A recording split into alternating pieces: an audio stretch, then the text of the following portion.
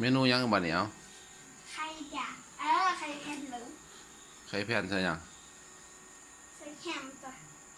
ไข่แผ่นใส่แฮมเนี่ยได้ไปกินวันนี้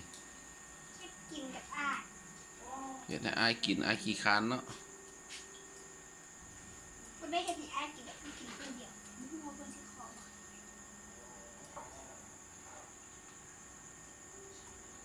ห้องกันเจอไหม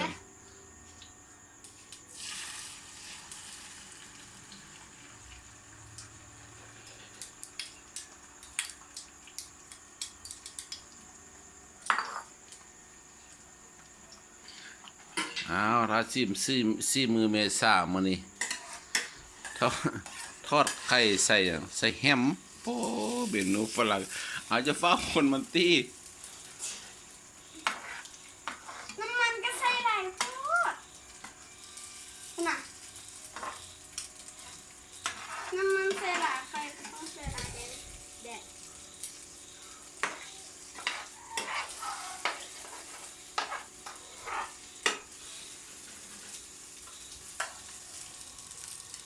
เดี๋ยวน้อยมันก็สุก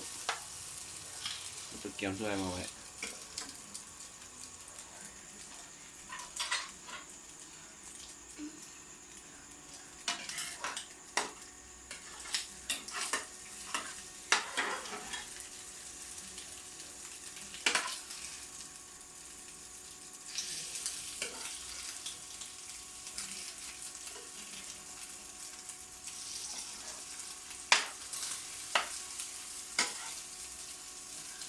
โอ้เป็นตาแซ่บเด้อบัดนี้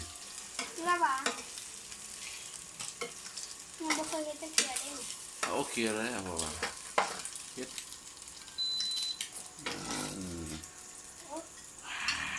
ตาแซ่บเด้อเว้ย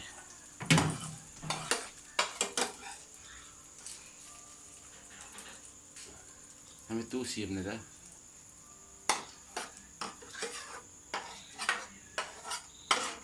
หอมสเมล หอมดม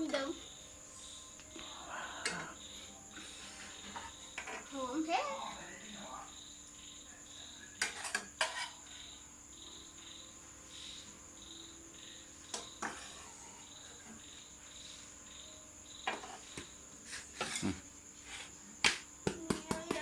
จิบ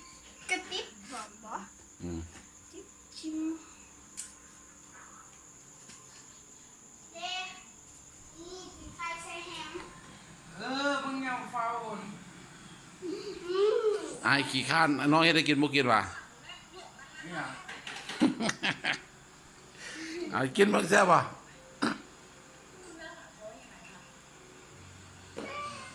สิมึงแซ่บบ่ เขากระม่อนหมด